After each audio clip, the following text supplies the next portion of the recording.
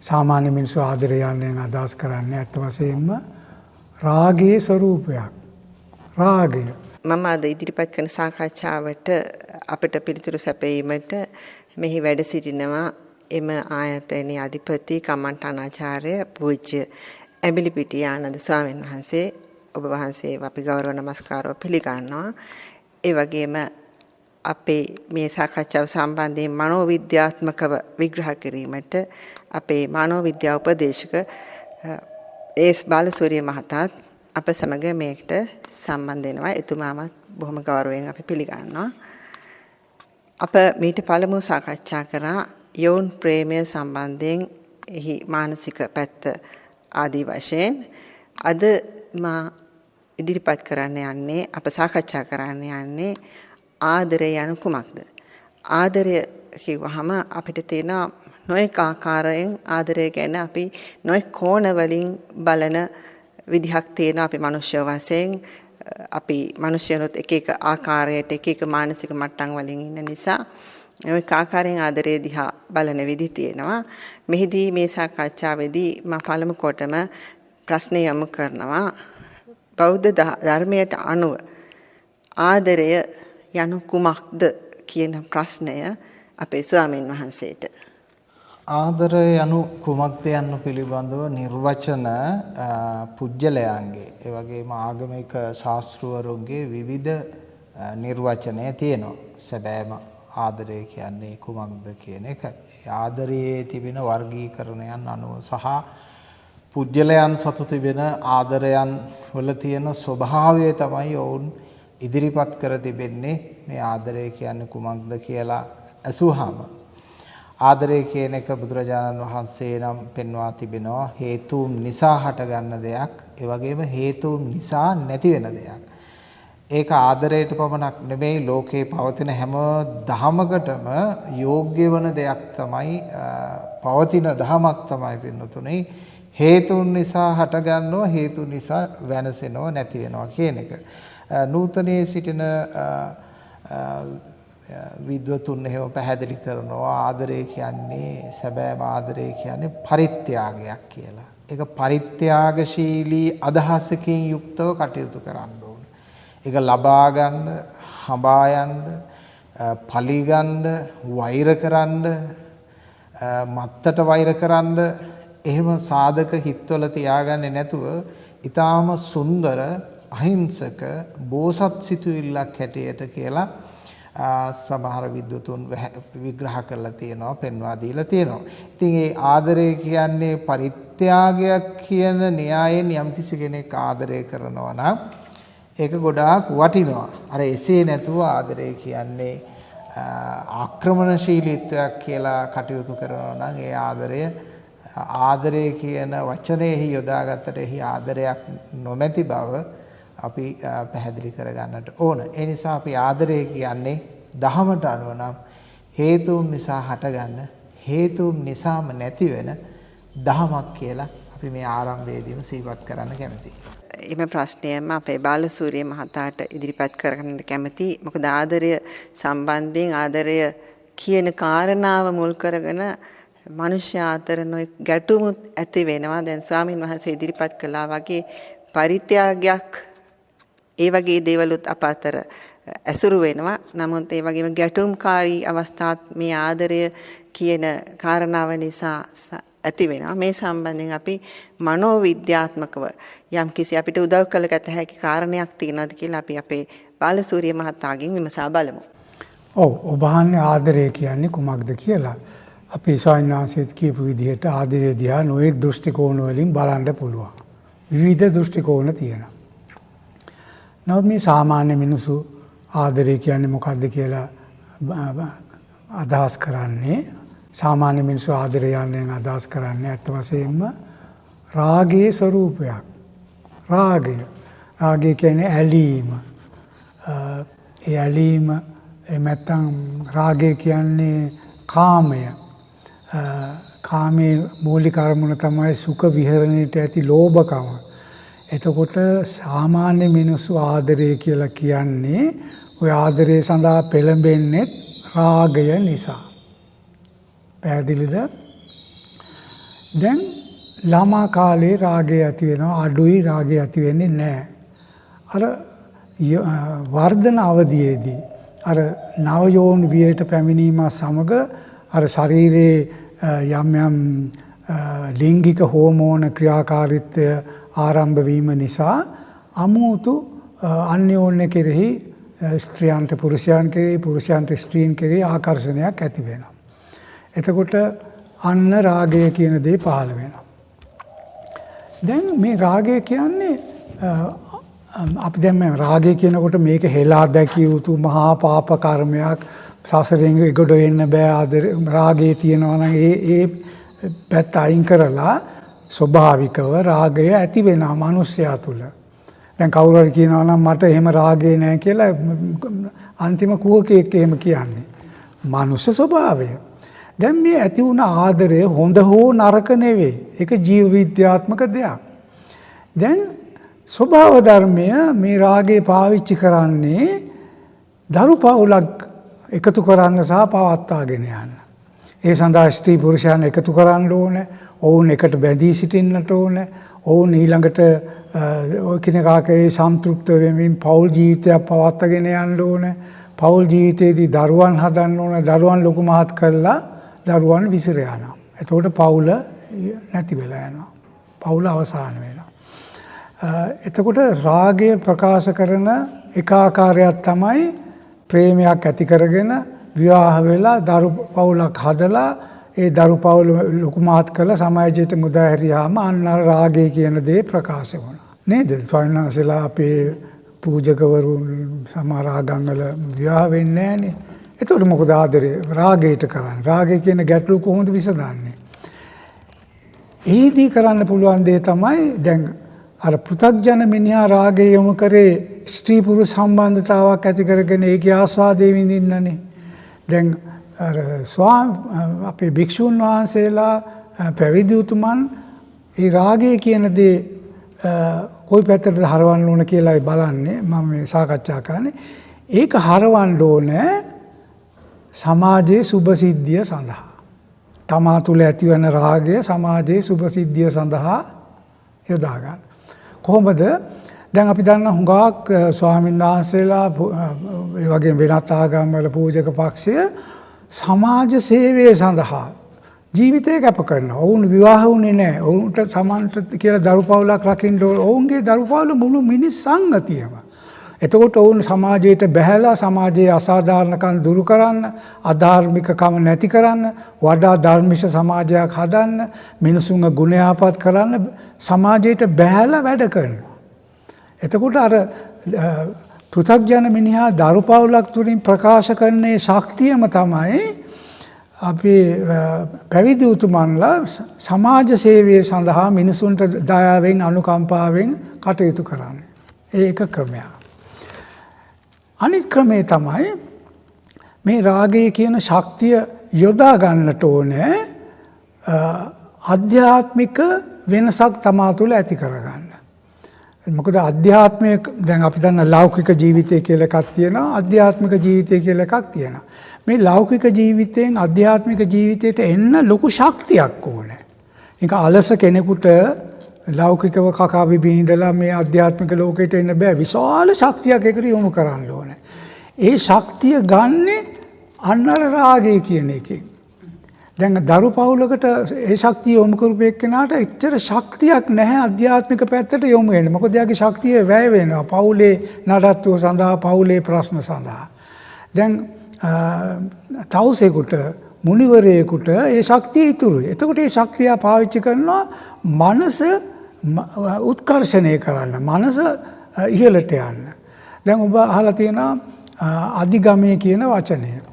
අධිගමය සඳහා උත්සාහ කරනවා. අර මේ රාගය කියන දේ පාවිච්චි කරනවා. අධිගමය කියන වචනේ තේරුම අධිගමනය කියන එක. පැහැදිලිද? අධිගමනය කියන්නේ ඉහළට යෑම. දැන් පහළට යෑම පහසුයි.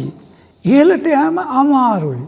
එතකොට ඉහළට යන්න විශාල මානසික ශක්තියක් යොමු කිරීම අවශ්‍ය වෙනවා. එහි ප්‍රතිඵලයේ වශයෙන් අවසානයේ අධිගමයට පත් වෙනවා. එතකොට දැන් රාගය කියන දේ ලෞකික වශයෙන් කාමයේ බවට පත් වෙනවා ලෞකික මිනිසාට. එතකොට අර උතුම් පැවිදි උතුමන්ට රාගය කියන එක යා පරිවර්තනය කරගන්නවා ඒ වගේම වින්දනීය දෙයකට. සමහරට ලෞකික මිනිස්සු ස්ත්‍රී පුරුෂ එකතු වීමෙන් ලබන ආස්වාදයට වැඩි සිය ගුණයක ආස්වාදයක් එයා විඳිනවා වෙන පැත්තකට රාගය හරවලා. මොකක්ද මේ සිය ගුණයකින් සතුට වින්දනයේ ආස්වාදයේ ලබනවා කියන්නේ සමාධියට ගන්නවා. එතකොට ලෞකික මිනිහට කාමයේ වගේ තමයි පැවිදි උතුමන්ට සමාධිය. එතකොට ලෞකික පුද්ගලයා නිරන්තරයෙන්ම කාම ආසාවෙන් පෙළීමින් කාමයේ සන්තුෂ්ත කරගන්න උත්සාහ කරනවා වගේ පැවිදි උතුමන් කරන්නේ ඒ ශක්තිය අධිගමයට යොමු කරලා සමාධියට අරගෙන ඒ සමාධියේ සුවයෙන් නිරන්තරයෙන් ඉඳලා ගැඹුරෙන් ගැඹුරට සමාධි සුවයත් විඳින්මින් ජීවත් වීම. හරිද? අන්න පැවිදි උතුමන් රාගේ පාවිච්චි කරේ කුමක් සඳහාද කියන එකයි මම පැහැදිලි කරේ. මේ විදිහට රාගය Tamanට පුළුවන් ඕනම පැත්තකට හරවා ගන්න. දැන් අපි කියමු විද්‍යාඥයෙක්. දැන් නිව්ටන් වගේ විද්‍යාඥයෙක් විවාහ වුණේ නැහැ. එයාගෙන් ඇහුවාම ඇයි ඔබ විවාහ වුණේ නැත්තේ කියලා කියනවා මට කාලේ නැහැ විවාහ වෙන්න.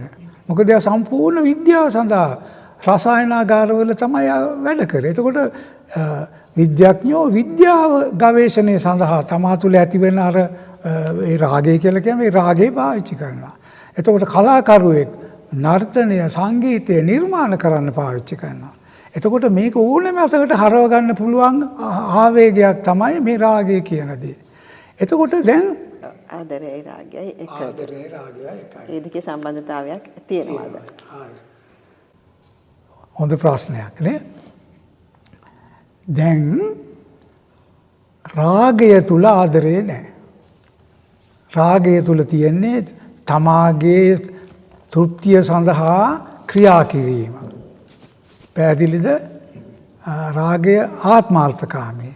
තමන්ගේ සන්තුෂ්ටි සඳහා ක්‍රියා කරන්නේ. එතකොට ඒක ඇතුලේ ආදරයක් තියෙන්න බෑනේ. ආදරය කියන්නේ මොකක්ද?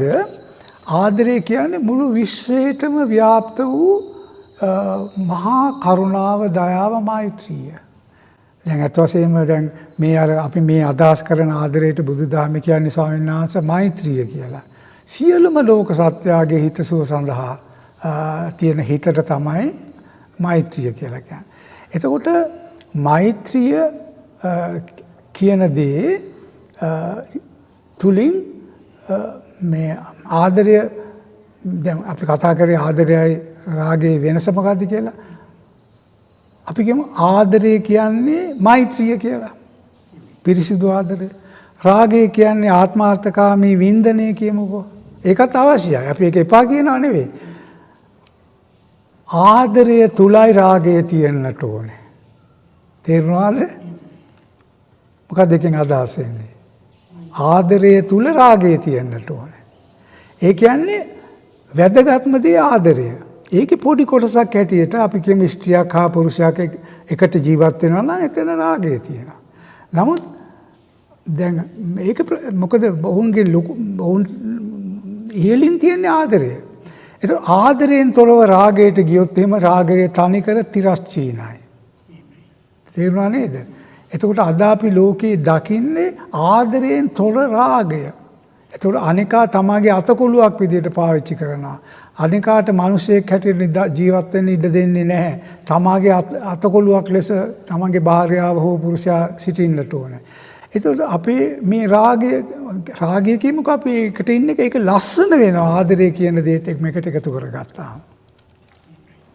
අවසරයි අපේ ස්වාමීන් වහන්සේ මම ඔබ වහන්සේගෙන් දැනගන්න කැමති බලසුවේ මහතා ඉදිරිපත් කරපල්දී තියෙනවද බුදුදහමට හොඳ මාතෘකාවක් සමාජයට අත්‍යවශ්‍ය කරන කාරණයක් බවට පත් වෙනවා මේ ප්‍රේමය සහ ආදරය බැඳීම් ඒ වගේම ඒ බැඳීම් අතර ඇතිවන ගැටලු निराකරණය කරගන්න උපකාර කරන කරුණු වශයෙන් තමයි පින්නතුන්ගේ නැනස වඩන්න මේ කරුණු අපි ඉදිරිපත් කරන්නේ විශේෂයෙන්ම බුදුරජාණන් වහන්සේගේ සිද්ධාර්ථ වශයෙන් සිටින සමයේදී ඇති කරගත්ත තම යසෝදරාවිය පිළිබඳව තියෙන ප්‍රේමය ආදරය බුද්ධත්වයෙන් පසුවත් ඒ ආදරය සහ ඒ ප්‍රේමය ඒ ආකාරයට කොයි ආකාරයකටද ඒක ගලාගෙන ගියේ යන්න පිළිබඳව කියවා බලන අයට ඒ යසෝදරා වත පිළිබඳව විග්‍රහයක් කරගන්න අයට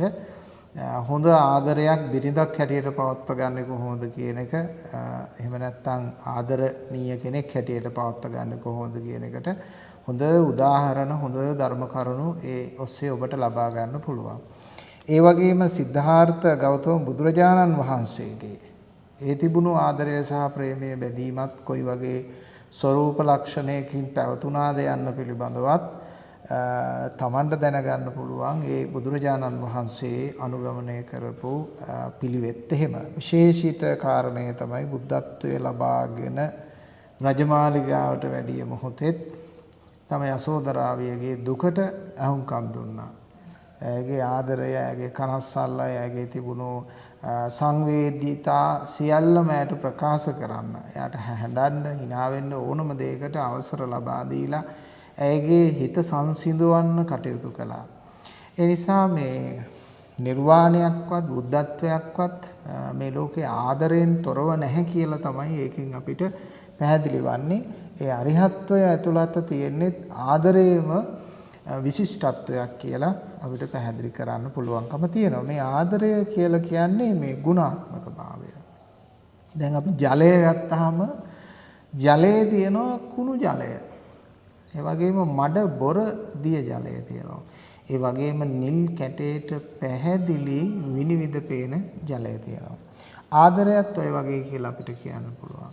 තවත් කෙනෙකුගේ හිතේ උපදින ආදරය ඊටාම පවිත්‍ර පැහැදිලි අර විනිවිද පේන ජලය වාගේ පවිත්‍ර ආදරයක් වෙන්නත් පුළුවන්. අන්න ඒ නිසා අපි පැහැදිලි කරන්න ඕන මිනිස් සිතේ උපදින රාගය වුණත් ඒ රාගයේ ධාර්මිකකම් අධාර්මිකකම් තියෙනවා. ඒ වගේම ආදරය තුලත් ධාර්මික තත්වයන් සහ අධාර්මික තත්වයන් තියෙනවා. මෙන්න මේ අධාර්මික ආදරය, ධාර්මික ආදරය, අධාර්මික රාගය දැන් ලෝභය කියන එකෙත් තියෙනවා හොඳ පැතිකඩ තියෙනවා. දැන් විෂම ලෝභය කියලා එකක් තියෙනවා, ඒක තාම දරුණු එකක් තියෙනවා මිනිස්සුන්ගේ. ඉතින් ඒව නැති කරගන්න බුදුහාමුදුරු මතක් කරා. ඒකට ඇලීම් වලත් තියෙන හොඳම ඇලීම්. දැන් ධර්මයේදී පැහැදිලි කරලා තියෙන දැන් රතිය කියන එක පාවිච්චි කරන ඇලීමට සබ්බ රතින් ධම්ම රති ජිනාති කියලා දේශනා කරනවා. ධර්මයට ඇලෙනවා නම් ඒ ඇලීම ශ්‍රේෂ්ඨයි කියනවා, විශිෂ්ටයි කියනවා. ධර්මයට ඇලෙන්න කියනවා. ඒ නිසා ඇලීම නෙමේ වරද. රාගයත් නෙමේ වරද. අපේ පින්වත් බාලසූරිය මැතිතුමා කිව්වා වගේ ඒ රාගය පොතපතට යොමු කළා නම් ධානයක් භාවනාවක් වඩන්න, සත්‍ය අවබෝධ කරන්න, විද්‍යාව සොයා යන්න, සත්‍ය සොයා යන්න, ඒ වගේම ලෝකේ යහපත උදෙසා යොදවා ගත්තා නම් ඒත් ඒ තමා තුළම උත්තේජනය කරන, නිෂ්පාදනය කරන ඒ ශක්තියම යොමු කරගත්තා. ඒ තුලත් ඇතිවන්නේ තමන්ට ධාර්මික පැත්තකට තමන්ගේ ඇතිවන වේගය, ශක්තිය යොමු කරගන්න පුළුවන්කම තිබුණා. ඉතින් මිනිස්සෙක් හැටියට ලොකු දහම් දැනගත්තේ නැති වුණාට කමක් නැහැ. තව කෙනෙකුට හිරිහැරයක්, කරදරයක් නොවන විදිහට තමන් ජීවත් වෙන්න ඕනේ කියන තැනට එනවනම් මිනිස්සේ ලොකු දහමක් අවශ්‍ය කරන්නේ නැහැ. ඒ වගේම තමන්ට විපතක් වෙන්නේ නැති, අනුන්ට විපතක් වෙන්නේ නැති, තමන්ගේ සිත් තුළ පහළ වෙන සිතුවිල්ලක් දකින්න පුළුවන් කෙනෙක් වෙන්න ඕනේ. ඒ සිතුවිල්ල තුල තියෙන විද්‍යාව සහ අවිද්‍යාව, අව්‍යාජත්වය හා ව්‍යාජත්වය පිළිබඳව තමන්ට පෙනෙන ස්වභාවයක් තියෙන්න ඕන. ඉතින් මේ සිත පිළිබඳව මේ පෙනෙන ස්වභාවය ඇති කරගන්න මේ ගොඩ දෙනකොට පුළුවන් කමක් නැහැ. මොකද හේතුව බොහෝ දෙනෙක් තමන්ගේ සිත පිළිබඳව දන්නේ නැහැ. මේ සිත පිළිබඳව දන්නේ නැහැ. මේ සිත පිළිබඳව දැන ගැනීම උදෙසා හැමෝම කළ යුතු දෙයක් තමයි දවසට පැය භාගයක් විනාඩි 15ක් ඔබ කිසිදු ආගමකකට සම්බන්ධ භාවනාවක් කරන්න ඕනේ නැහැ. ඔබ ඔබේ සිත දෙස නිහඬව සිට බලාගෙන සිටින්න. ඔබේ සිතේ ස්වභාවය කුමක්ද යන්න පිළිබඳව. ඒක තමයි ඔබට තියෙන මේ සියලු කරුණු වලට දැහැමි බවට ආරම්භයක් හැටියට අපිට දෙන්න පුළුවන් හොඳ උපදේශයක්. සෑම දිනකම විනාඩි 15ක් ඔබ දෙස ඔබ බලා සිටින්න. මම හිතනවා අද අපි ආදරය සම්බන්ධයෙන් කළ මේ වටිනා සාකච්ඡාව ඔබ සැමට හොඳ උපකාරයක් වෙනු ඇතයි කියා මේ ආදරයත් රාගයත් සමබර කරගෙන යහපත් ආකාරයෙන් සමාජයටත් අන් අයටත් තමන්ටත් හානි නොවන ආකාරයෙන් මෙය පාවිච්චි කරන්නේ කොහොමද කියා හොඳ කරුණු ටිකක් ඉදිරිපත් උනායි කියලා මා හිතෙනවා. අපිට ඒ සඳහා ඒ වටිනා කරුණු ඉදිරිපත් කළ අපේ පූජ්‍ය ඇඹිලිපිටිය ආනන්ද ස්වාමීන් වහන්සේටත් මනෝවිද්‍යා උපදේශක ඒස් බාලසූරිය මහතාටත් බෙහෙවින්ම ස්තුතිවන්ත වෙනවා. ස්වාමීන් වහන්සේට පාද නමස්කාර කරනවා.